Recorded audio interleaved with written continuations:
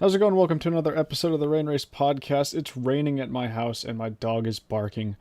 So it's perfectly on brand. Anyways, I'm not alone. As always, I'm joined by my friend Kyle Cuthbertson. Kyle, What? that was your cue. What? I introduced you. I said, hey.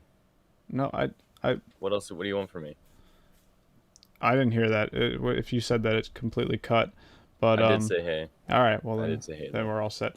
Anyways, Kyle and I finally got to go to a race for the first time in like 7 years over the weekend, which was very fun. We're going to be recapping that this episode. The Sahlen 6 hours at the Glen. Now, gotta get this out of the way first and foremost. I was unable to watch the entire race on TV for a couple of reasons. Number one, NBC didn't broadcast the entire race.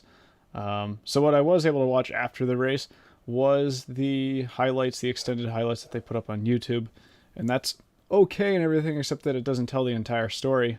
And there are a couple of questions for the race that I'm probably going to rely on the chat to fill in the gaps. But we'll do the best that we can here. Also, we're going to be talking about some other news and stuff later on in the episode, so stick around for some of that stuff. Anyways, hang on one second. I am completely ill-prepared for this. Didn't have something pulled up that I needed. Anyways, so I guess we'll just start with qualifying for the weekend. Don't know why... Very well prepared. Yes. Very, yes. very good. We're just gonna hop over to. We were at this race. You weren't there for qualifying. I was there for qualifying, but for some reason I wasn't able to load up the IMSA results website. That was the issue right there. Anyways, starting grid for the race. It was the number 10 Konica Minolta Wayne Taylor Racing Cadillac on pole. Acura seemed particularly strong this weekend. That's going to be one of the talking points we get into later on. But it was the number 60 Meyer Shank Acura in second, and the number 01 Chip Ganassi Racing Cadillac third. I guess elephant in the room, the race-winning Mazda was actually the slowest in the DPI class in terms of the qualifiers. Pretty much a second off the pace of the Wayne Taylor Racing car in qualifying. Now, I do remember that they went through an engine change with that car. I believe the engine change was post-qualifying, I want to say, because when we got to morning warm-up on Sunday, they ended up being the fastest. Still didn't seem like they were able to carry that pace necessarily over to the race in the grand scheme of things. So I'll get into that a little bit later when we talk about the race itself. But in LMP2, it was the Win Autosport Orica, followed by the number 18 Aero Motorsports Orica and the number 8 Tower Motorsports Orica. LMP3 was the number 2 United Autosports Ligier, followed by the number 36 Andretti Autosport. First time for that car up in the WeatherTech ranks. Ligier in the 54 Core Autosport Ligier as well. GTLM, it was a Corvette front row lockout, the number 3 over the number 4 car, and the number 25 BMW rounded out the top 3 in qualifying for them, or for the GTLM. Obviously, the number 25, or the BMWs this season are only running the endurance races, which means that, barring anything unexpected, the final race for that car will be the next race that it runs at Petit Le Mans for the season finale. And lastly, GTD, the number 14 Wright Motorsport. Sorry, on brand getting interrupted again. Number 14, Vassar Sullivan Lexus over the number 16 Wright Motorsports Porsche and the number 42 NTE Sport Audi R8. Anyway, we'll jump into the race because this is where everything sort of didn't necessarily go as expected, and because both of us were actually at this race, and I guess we're going to be lacking a little bit in terms of everything that was going on in the race because we were only able to see what our eyes were showing in front of us. Kyle, I need to know your opinions on how you think that race, or how you think that race panned out overall. I think Shank fumbled the bag. Or I guess they didn't fumble the bag. I guess they kind of got screwed, but bad luck. The Acuras definitely had I think the best overall pace of any of the cars in the field. The Mazda was definitely I think throughout the race showed speed that they didn't really show throughout the weekend. They kind of unexpectedly started just blitzing through the field after a terrible qualifying, and you could tell that they were going to be good, but really the 10 and the 60, the Shank car, were just going back and forth the entire race. And if it wasn't because of strategy, it was the Acuras in the lead. So, I mean, I think Shank just had some bad luck, and it was Mazda's day. And it was also pretty lucky for Mazda as well that they didn't have to do an extra lap in this race, or else they would have lost. But, I mean, overall, it was a pretty outstanding, race, as all of these endurance races for IMSA usually are. Yeah, and I guess we'll recap what we do know from the start of the race. The first casualty of the event really was the number 79 WeatherTech Racing Porsche. As far as you know what? You're right. You're right. The lap 1 crash. I'm completely forgetting about that. The number 8 Tower Motorsports LMP2 car right into the first turn. Actually, I think they got hit from behind. Did they not? They just lost. I was taking video of the start, and I kept looking at that. I believe they just lost the brakes. Honestly, they just had some weird lockup, and it just went hard left. No, that's interesting. Because I do actually remember seeing a replay of that, and the way that they spun, it would look like they just got slammed from behind. But now that you say that, I think you actually are right. I don't think they did get help from behind. Also, I want to correct myself because I already realized a mistake I said with the Andretti Autosport car. Their first race being at Watkins Glen. It wasn't. It was at Mid-Ohio, which was the last round that that class ran. So I want to correct myself. So yeah, Tower Motorsports. They, I believe, ended up with potentially a little bit of suspension damage. They certainly didn't have the pace for the rest of the race. Ended up having to go back into the pits, I think, again after their first repair because everything wasn't quite right. But then the, I guess, second casualty would have been the number 79 WeatherTech Racing Porsche a couple minutes into the race. That was a big one. Yeah, it looked like they might have just hit the wall in the final turn, and from what I remember, it was just enough to... I'd have to pull up Cooper McNeil's description of what happened, but I believe it might have punctured the oil tank in the car and slowly caused a fire on the car. I think, Kyle, you were probably the first one to notice that for us. Yeah, because I just remember it looked kind of reminiscent to James Davison's brake failure at the Indy 500 in 2020. There was some angle where you could just see in the back part of the Porsche, and you could see like flame. I was just, saying it's on fire, and I was like, I think everyone thought it was a puncture. I was like, no, there's fire, and it just got bigger and bigger, and then eventually it did look almost identical to James Davison's fire in 2020. So the thing about that I think the commentary team pointed out is that Cooper McNeil pretty much from the looks of things didn't actually know the severity of the fire. I mean, there's a chance he might have seen some smoke out of his left driver's mirror, but you have to remember that they don't have rear view mirrors in these cars. They have a camera on a display, which would have been pretty much behind the fire completely. So he could have seen a little bit of smoke on that, but he certainly wouldn't have seen the flames that were sort of billowing behind his car. He even pointed out that he was going down pit lane at the pit lane speed limit.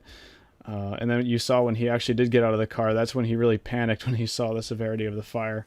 I think it was actually probably when he stopped, when the flames pulled up alongside his door. Started, yeah, that he really noticed that the fire was bigger than he had expected. So yeah, that was, I think, the most notable casualty in that race would have been that car. Now, another thing I do want to talk about, because I'm honestly not going to remember every single yellow from that race. There weren't actually a ton of them.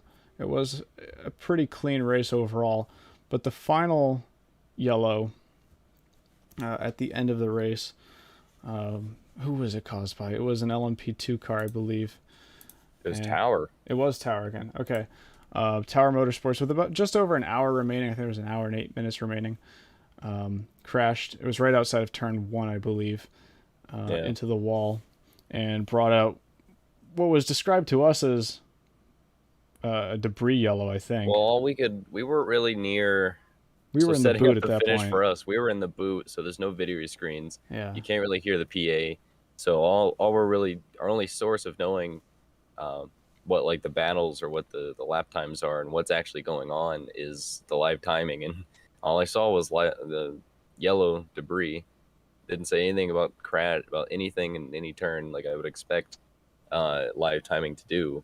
So all we knew was debris. So, until probably like 10 minutes after the checkered flag, we didn't know that the last yellow was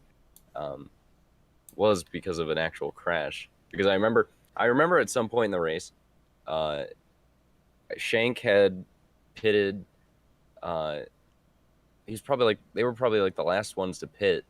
Their lap times were consistently a few tenths faster. They were like 5 seconds up on the lead, and I just told Chris, I was like, how is there any way Shank can blow this? I was like, this seems like Shank's race. It's like an hour and 20 minutes to go, and then 20 minutes, and then Chris says, well, there could be a yellow that shakes things up, and then 20 minutes later, the Tower car wrecks, and that sets up the finish.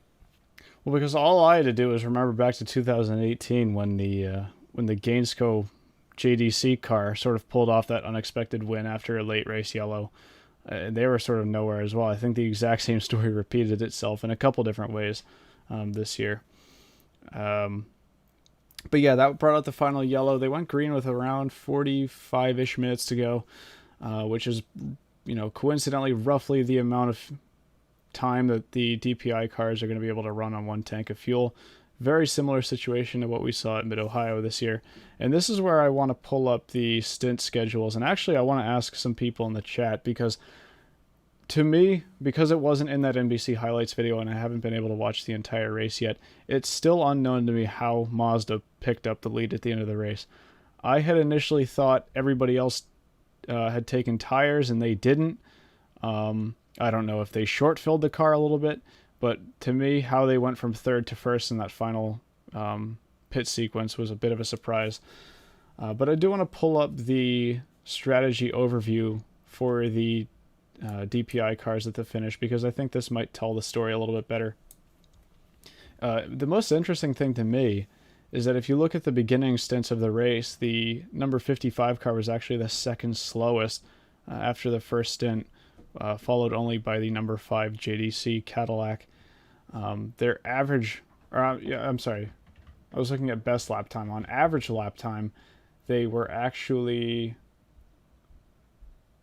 sort of in the middle, because we had a couple of, outlier cases, such as the 31 Wheel and Engineering Cadillac and the 48. But on best lap time, they were down on pretty much the entirety of the DPI field. And they were sort of sitting in the back for a while, at least in that class. Later on in the race, we saw them work their way up towards the front a couple of times, but it just didn't seem like they quite had the pace. And then when I look at the average lap time from the final stint, their average lap time on that final stint was completely minimized my screen, was a 146.858. Followed by the Shank Acura, which was a 146.785. So actually, the Shank car's average lap time was 1/10 quicker, but it wasn't really enough at the end of the race because of traffic and some other factors that came into play. I'm just surprised to see. I figured when Mazda had restarted on pole, and I still do need to figure out how they not restarted on pole, but restarted in first. I figured there's got to be something behind this. because like I said, my assumption was that they hadn't taken tires, and that would just mean that they had a bunch of tire fall off at the end of the race, and they were sort of just gambling, hoping for another yellow that could really put them back in the mix. But it stayed green the entire time after that final restart, and it didn't really look like they were looking back that much. I mean, Schenk put up a bit of a fight with Olivier Pla, sorry, but really just in I have an traffic. answer. What's your answer? I have an answer. Okay. So apparently Mazda only changed one tire in the pits, and then full fuel, as much Right. fuel as they could. That's So they interesting. So took one tire. the other teams would have, I assume, either been doing 2 or 4. Yeah. Yeah, that's actually very interesting that Tinknell was able to hold on that much at the end, because you look down the rest of the field, and if you excuse that number 60 car, they pretty much had the fastest average lap out of the others that pulled that. I'm trying to think of how many laps they were doing in that final stint.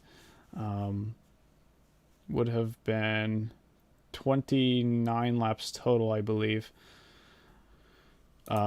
Some of the outliers, though, some of the cars that were on a slightly different strategy at the end, the 31 Action Express Cadillac had they did a 4-lap stint, and then I believe right before they went back to green, they went into the pits again, I assume to top off on fuel, and then did 25 laps to the end.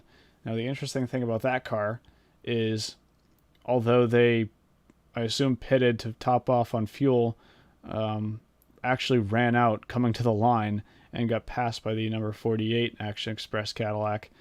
I have a video of that up on my Instagram. If anybody's interested, it's GT_rain, because I don't think NBC had shown that finish at all, but it was pretty much a dead heat at the line between the 31 and the 48, with the 31s just sort of crawling to the line out of fuel. The 48 car, Kamui Kobayashi, in the car at the finish, also did a similar thing. They pitted after 3 laps on lap 174, after previously pitting on lap 172. So they only did 2 to 3 laps there. I assume did the same thing, topped off on fuel, and then ran 26 laps to the finish. And then finally, the number 5 JDC Cadillac pitted on lap 174. They then pitted again on lap 177, and then went to the end of the race. So they actually did 2 pit stops in the same amount of time that the 55, 60, the 10, and the 01 did no pit stops. So a little bit interesting there. But yeah, I mean, I don't think there's that much else to say in that case. You kind of answered my question, Kyle, the fact that they had only taken 1 tire. I'm just extremely surprised that had worked out, because you'd think at a track like Watkins Glen, it was particularly hot that day. Track temperature would have been way up there. Tire wear, I assume, would have been higher than usual. And if you're on fresher tires at the end of the race, especially, it wasn't even a short stint. You're talking a full stint there, about 45 minutes under green. I figured that having fresher tires really would have just been the advantage. But I don't know. Appears that the clean air and track position might have been the way to go. Anyways, going down the finishing results across all of the classes, the 55 Mazda DPI obviously won overall, followed by the 60 Meyer Shank Racing Acura, the number 10 Konica Minolta Wayne Taylor Racing Acura, 31 Whelen Engineering Action Express Cadillac, the 48 Ally Action Express Cadillac, and the 01 Chip Ganassi Racing Cadillac, rounding out the DPI field. Not the 01. It was the number 5 JDC rounding out the field in DPI. In LMP2, it was the Win Autosport Orica over the 52 PR1 Mathiasen Motorsports Orica and the number 22 United Autosports Orica. In LMP3, it was the 74 Riley Motorsports Ligier over the 54 Core Autosport Ligier and the 91 Riley Motorsports Ligier. In GTLM, number 3 Corvette Racing, Corvette, over the 24 Ray Hall Letterman BMW, which actually BMW really was putting up a fight at the end. If you want to talk about another interesting battle, it looked like the 24 was really going to have a fighting chance at the number 3 car towards the end of the race. They actually had a better average lap time, just barely, in that final stint. But the number 3 car of Antonio Garcia was able to hold off at the end of the race. Followed by the number 25, Ray Letterman Lanigan BMW of Connor DeFilippi. And finally the number 4, number 4 Corvette in 4th, and the WeatherTech Racing Porsche would have finished last that class because of their early race DNF. Finally, GTD number 96 Turner Motorsports BMW, Bill Oberlin getting yet another win in that class. The number 1 Paul Miller Racing Lamborghini in 2nd, and the 23 Heart of Racing Aston Martin in 3rd. All right, that was a lot of talking there. Probably going to jump over to a couple of messages because I had seen some. Matt Skipper, waiting for a face cam TRRP if you're going to do a face reveal on the thumbnail. If you listen to the last episode, I said we're going to be doing that in a couple of weeks' time. Just waiting to get a new camera that's going to allow me to do all that stuff. So yeah, that should be coming soon. Anyway, I think I'm sort of lost for words right now, Kyle. I don't know if you want to toss some things in here. We do have another race at Watkins Glen, a 2-hour and 40-minute sprint race coming this Friday. Yes, it is Friday, so you might have to write that one down because it's a little bit of an odd choice of time for that race, but I guess possibly TV scheduling is what caused that to be a thing. But the second running of the WeatherTech 240 will be this Friday afternoon. Don't know the exact time at Watkins Glen. And that one's actually going to be live on TV. That is what I know.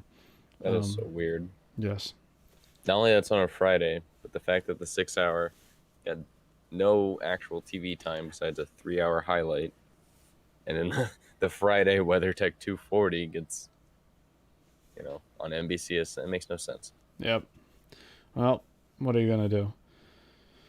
Anyway, did you have any final opinions from that race before I turned it over to something else? Shank should have won. And screw you. Yes, I don't know how many people picked up on that thumbnail. You probably did, but that was taken right after the race. It doesn't show the whole story. I was wearing a Shank shirt. Yeah. So if you look at the profile pic, the thumbnail of this video, there is Chris wearing a Cadillac T-shirt with Mazda taped over it because he is a Mazda boy, and the shirt I'm wearing is a Meyer Shank shirt because I was repping all Ohio that day.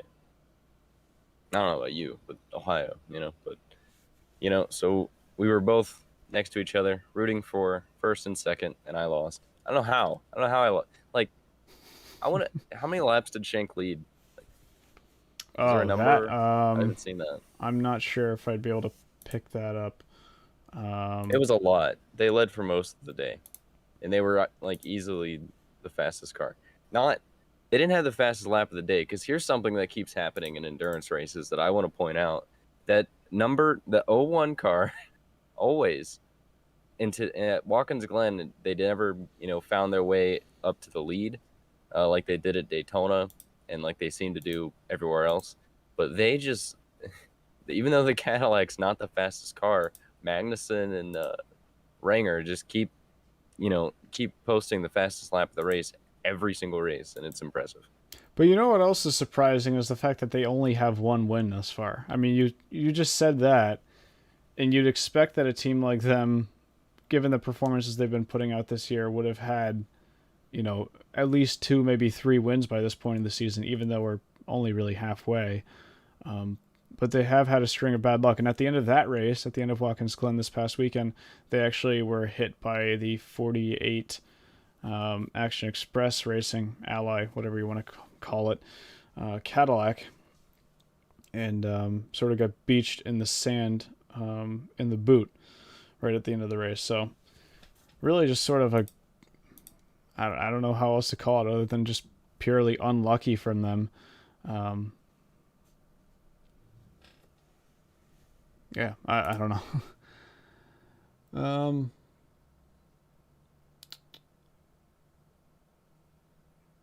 Is that all we have to talk about for Watkins Glen? Yeah, I think I'm really confused here because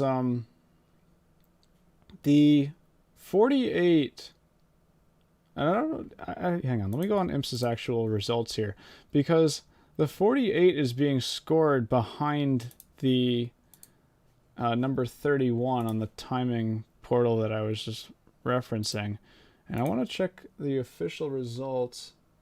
And there is actually that way on the official results as well. I had figured I'm pretty sure the 48 had passed the 31 at the line.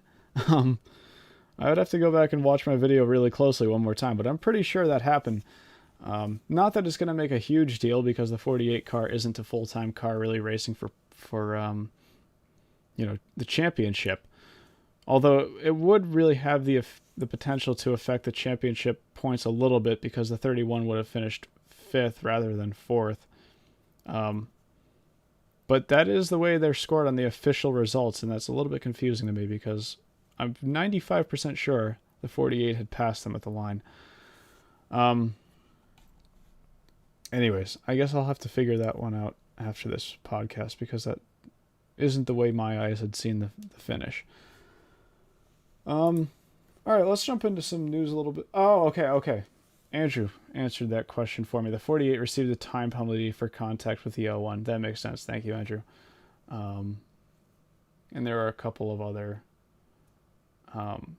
chat messages I just wanted to get to here.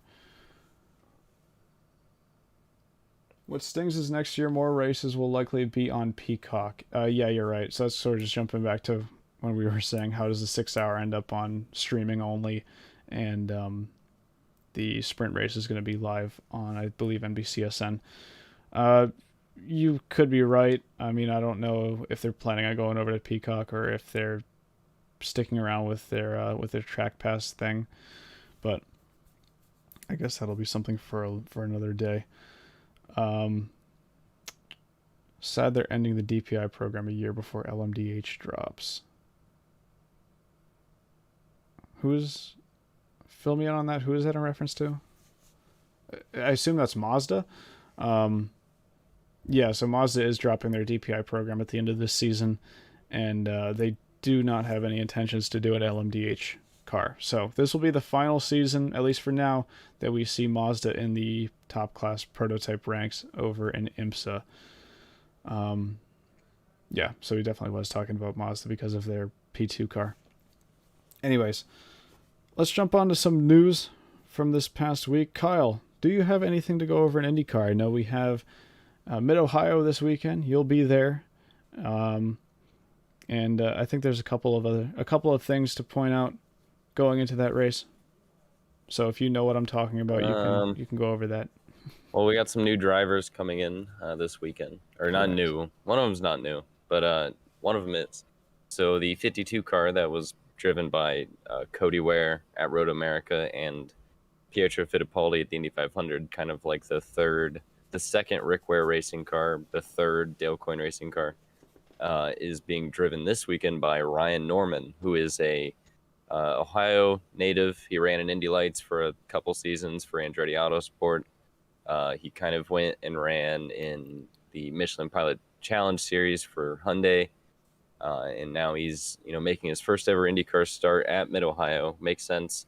Home track, probably where a lot of his funding comes from, are probably local. So he's making his first ever start in that 52 car this weekend. Teammates with Roman Grosjean. I'm interested to see how he does. And Santino Ferrucci is coming back with Rahal Letterman-Lanigan. I don't think they have a set schedule of how many races Ferrucci is going to do with Rahal this year.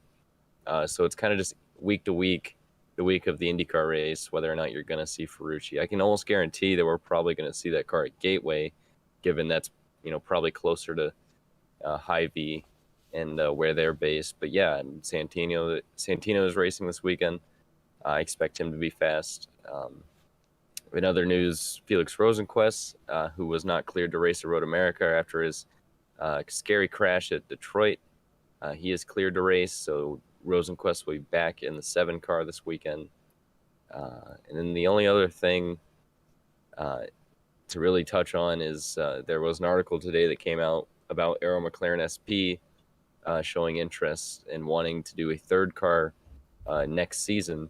And the reason for wanting to do this would be to take the fight to the Andretti Autosport, the Team Penske, is when you have three cars, more than two, that's more data and more, if you have other drivers in there that give different input, just things like that. More cars, so you can be stronger and take the fight to these bigger teams. So yeah, they're aiming for a possible third car next year. No idea who's going to drive it. So that was the big discussion today on social media, is who could be driving a third Arrow McLaren SP car if it did indeed happen. Zach Brown did say that if it does happen, it has to be fully funded, though. So I don't think McLaren's going to really out of pocket just put a third car on track just because. So yeah, I mean, there's a couple little things going into Mid Ohio, but overall, it's going to be a fun weekend. The season continues on before we go on like a month break of IndyCar racing. Well, so also we're getting the return of Felix Rosenquist, and I assume Rinus VK as well. I don't know if VK was like officially. Yeah, VK hasn't been officially announced that he's back, but he was in the simulator today, and they were already saying after Road America that they're hopeful and they think that he'll be back by Mid Ohio, but it's not confirmed, and I would guess it's probably because he hasn't had like the physical yet to be cleared to actually drive, and I would imagine they would probably do that for Renus, probably around Wednesday, probably tomorrow or Thursday. Just give yourself the benefit of the doubt, to be cleared as late as possible, so then you're healed up even more. So I don't know. I expect him to be racing, but it's not fully confirmed yet.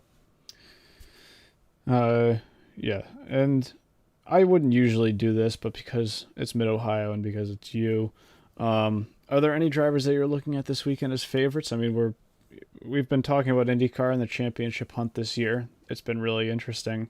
Couple of newer guys up front, followed by Scott Dixon and Joseph Newgarden in the championship. How do you think this weekend's going to swing? This is a really unpredictable weekend, I would say. I think your obvious, first picks had to be Colton Herta, won here last year in the second race. Will Power won the first race. Will Power, though, has gotten a little bit unlucky this year, so he might not be in the favorite position, but probably more of an underdog because he can get it done. I think you look at a guy like, you can't not bring up Scott Dixon when you come to Mid Ohio. He's won so many races, and when Dixon went on a winning tear, obviously he won later too, but when he went on a tear and won most of his races in Mid Ohio, it's when the race was 85 laps, and then they switched it to 90. Well, for this year, for some reason, the race has been changed to 80 laps, and the reason they do this in Mid Ohio is because from 07 to 2012. 85 laps, what that gives you is, you can benefit by saving fuel, I guess, and you can get away with a two-stop. It kind of goes in between doing a two-stop strategy and a three-stop. And if you can do a two-stop, you can win. You can take your best shot to win, I should say. If you do a three-stop, you're making it to the end pretty easily. So they made it 90 to try and make it a three-stop guaranteed. Guys still did it under the two-stop and won. Look at Rossi in 2018. So last year, because of the double headers, obviously, they had to make shorter races, so they were 75 laps, and this year it's 80. So the Honda Indy 200 means nothing. It's the Honda Indy 180, even though it's still called the 200. But it should be a surefire two-stop. And going back to Scott Dixon, this is how this started. I think with this being a surefire two-stop, if there's anyone who can do it, it'd be Scott Dixon in saving fuel and being able to get that done. Because I guess the more I think about it, an 80-lap race, you're probably on a two-stop still having to save, which is why it doesn't make sense why they're changing it, by the way. So, I mean, if you're coming down to who's going to be fast while saving fuel, Scott Dixon. Pato O'Ward, he had a bad qualifying last year. I think he wrecked in one of the warm-ups, but I think one of the races he got fifth. But he didn't. A lot of the races last year, Pato O'Ward kind of showed a lot of greatness at pretty much every track we went to. But Mid Ohio, he really didn't. I really didn't see much out of Pato Award. So it's going to be interesting if he wants to keep the championship fight alive. He's going to have to really get a move on it, especially after Road America, where he kind of struggled. He didn't really struggle, but in Pato Award standards, that was a trying weekend for him. Alex Palou, strong everywhere. And then my last guy I got to bring up, Graham Rahal. I'm not just bringing him up because he's everyone brings him up before Mid Ohio because there's he's the hometown guy. He won here in 2015. Everybody at Mid Ohio roots for him, so we have to bring him up. But I mean, Graham's been criminally underrated this year, and I think I brought that up a couple times on the podcast. I brought it up on my YouTube channel when I covered Road America. If you look at his stats outside the Indy 500, it's just absurd. And the most absurd thing is if you look at his qualifying stats, they're horrendous. But every time during the race, he makes up 10, 15 spots every single race. So if Graham can, get the job done on Saturday, I would expect him to really get the job done on Sunday finally. So, I mean, he's definitely one of the guys to watch for. The thing about Graham Rahal, I think, is this season, you mentioned he's really put on some great races, but they haven't really been heavily promoted, I guess, for lack of a better term. I'm looking back to the Indy GP when he was in the back of the field, brought his way up to, what was it, fifth? Something like that. And, that got a little bit of... wrecked car. Yeah, that got a little bit of traction, but overall, I don't think it was noticed quite as much on the broadcast. I think there was another race this year where he did a similar thing. I don't know if it was Detroit or what, but I do feel like that happened again at another race.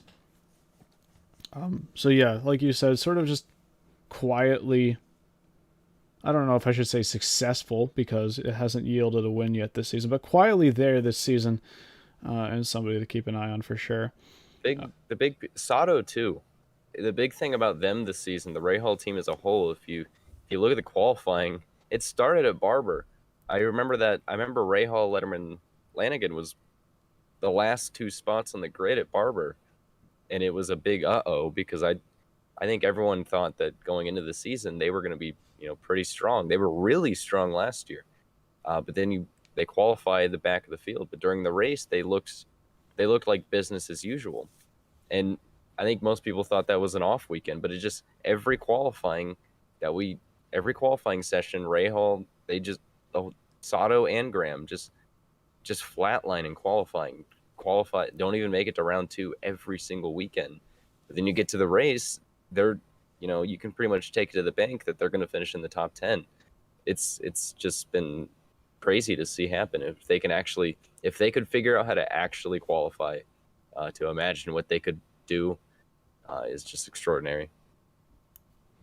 And I guess the last thing I want to ask you is, it's been a heavy story this entire season. I guess progressively it's been gaining more and more traction as we get further into the season. But Team Penske is still winless this year. They were very close at Road America with Joseph Newgarden. Do you think this could be the weekend that we see one of their drivers pull through finally for a win this season? Joseph's just going to have to find some luck, man. I mean, I cannot believe what happened at Road America. I don't think I've still processed that. I mean, Detroit was a little bit of a different story. Award was just, he was on a irregular tire strategy, had older tires, so it was obvious if there was a yellow, he was a sitting duck. But Road America, he had the field covered, most of the weekend, most of the sessions, Newgarden, you could tell, was the best. And then just to lead the entire race, come down to, like a 8 lap to go restart, have it like a transmission failure. I don't even think it's 8 to go. It was like 3 to go. Have a transmission failure. Like, what? I can't believe, Newgarden hasn't won a race with how strong he's been. But he has struggled at Mid Ohio. I will tell you that. If there's anyone in the Penske group, I think it can get it done is Will Power. But Will Power is another guy who has been struggling, and Pagenaud, another guy like Rahal, who just hasn't been able to qualify. I think he's put in some good race runs, but he cannot qualify. And obviously McLaughlin, learning in improving. I would expect and like to see a little bit more from him this season. I would like to see a little bit more, progression. But I mean, it's still early days. But I do think Will Power at Mid Ohio probably has the best shot. But if Newgarden is strong and motivated, which he is, he could any given weekend. The interesting thing about Joseph Newgarden for me is he is the highest up in the points standings without a win. Fourth place in the standings right now at 261 points. Championship leader Alex Palou is at 349 points.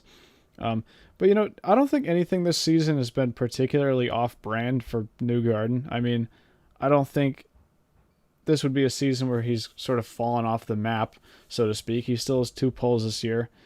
And if they can figure out a way to start getting some wins, I don't see any reason why they couldn't be in contention for the championship at the end of the season. I mean, you look at some of the drivers he's ahead of still. You talk about the amount of bad luck he's had this season and sort of poor results, but he's still ahead of drivers like Colton Herta. I mean, Rinus VeeKay, yes, because of VeeKay's absence from Road America. Marcus Ericsson has a win, except he's down in 8th in the championship. I mean, there's a lot of guys who have wins this season that sort of aren't even close to Newgarden in the championship, which really shows how consistent he's been for the most part. I mean, there are a couple of outliers in there, obviously, but I think Newgarden is probably Penske's best shot for the championship this year. I don't know if you agree with me on that one or not.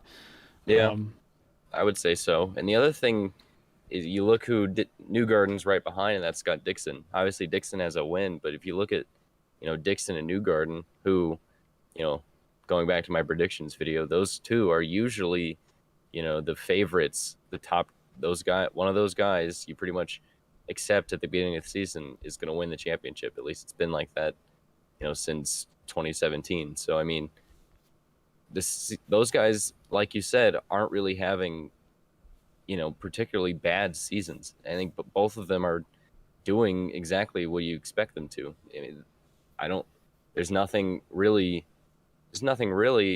out of character from either of them. It's just, you look at the top 2 ahead of them in Alex Palou and Pato O'Ward, and they've just been really good.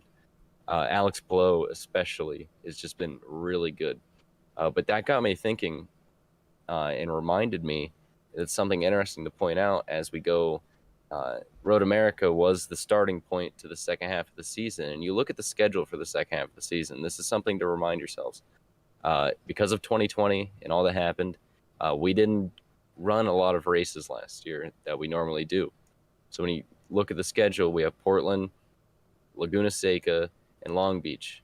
Those 3 tracks alone are tracks that Alex Palou and Pato O'Ward have never even seen before.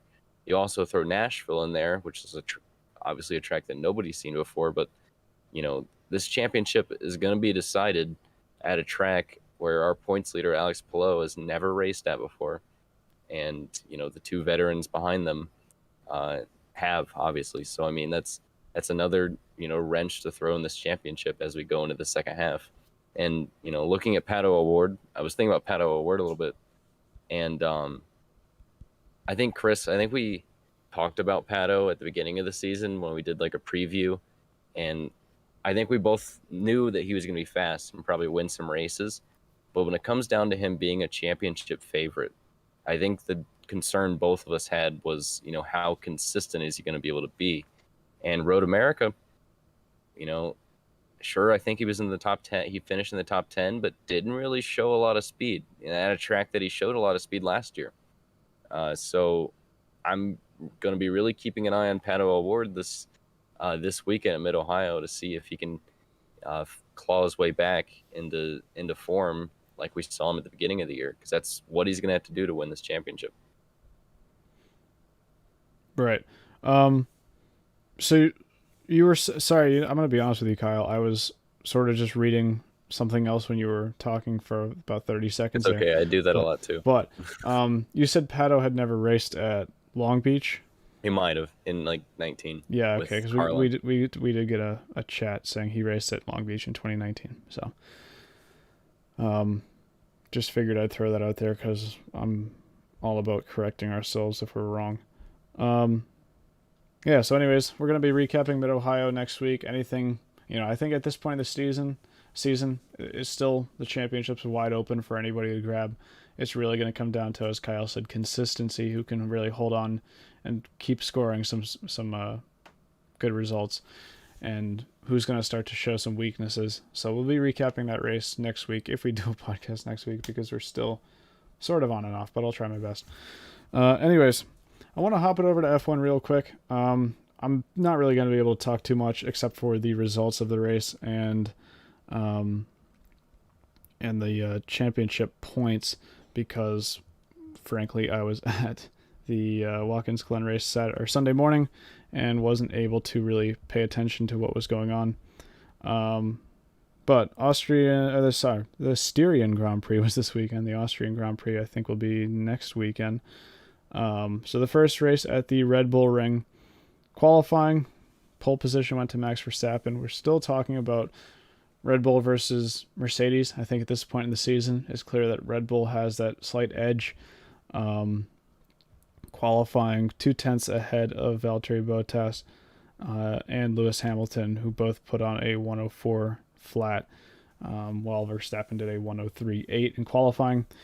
We'll go on to the race, and Max Verstappen, once again, fourth win in a row for him and Red Bull Racing. Or, I'm sorry, not fourth in a row for him, but fourth for Red Bull Racing, because of Sergio Perez winning at Baku. So 25 points on the board, once again, for Max Verstappen. Lewis Hamilton finished second, and Valtteri Bottas in third. If you look at the championship standings, it's still Verstappen in the championship lead with 156 points over Hamilton with 138 and Sergio Perez with 96. Lando Norris actually was third in the championship for quite a few races at the beginning of the season, but he has since been jumped by Perez. I believe that switch happened at the Azerbaijan Grand Prix, if I'm not mistaken. In the team's championship, it is also Red Bull Racing over Mercedes at 252 points compared to 212. So, you want to talk about somebody who's going to have to pick it up in the later half of the season. I figured if Mercedes was really going to pick it up and turn the entire season around, it would have already happened by now. In previous seasons where Ferrari was really a championship contender, they usually did that around the midway point of the season. So I figured the same thing would have happened by now in that case. And then I guess I'll go over to sports car racing with the World Endurance Championship. The Peugeot Le Mans Hypercar will be revealed on July the 6th, which will be next Tuesday, so we'll have to recap that in next week's episode if we do one. And that's pretty much all I have to say on that note. Anyways, trying to think if there's anything else to go over here, because I am slightly lost for content, honestly. And I also got slightly interrupted in the middle of me talking there as well, so didn't go quite as smoothly as I would have hoped. Anyways, I don't know if we have that much else to talk about for this one, Kyle, unless you have anything in particular. I think we're good. A little bit of an abbreviated one, but we'll just call it at that for now. Anyways, I'd say that's good enough to wrap it up for this episode of the Rain Race Podcast. You can check us out next week. I'll just commit it. We'll do an episode next week. We'll be recapping the IndyCar race at Mid-Ohio, the IMSA sprint race at Watkins Glen, the Austrian Grand Prix at the Red Bull Ring. I'm trying to think if there's anything else going on next week. I don't believe anything that we're going to be recapping. And we're going to go over the Peugeot Le Mans Hypercar as well. So tune in next week for another episode of the Rain Race Podcast. Thank you all so much for tuning in today. I appreciate everybody who stopped by. And as always, you can check us out on Spotify, Apple Podcasts, Google Podcasts, on all those platforms. Just search for the Rain Race Podcast, and it will be there either tomorrow or Thursday, whenever I get around to actually publishing it there.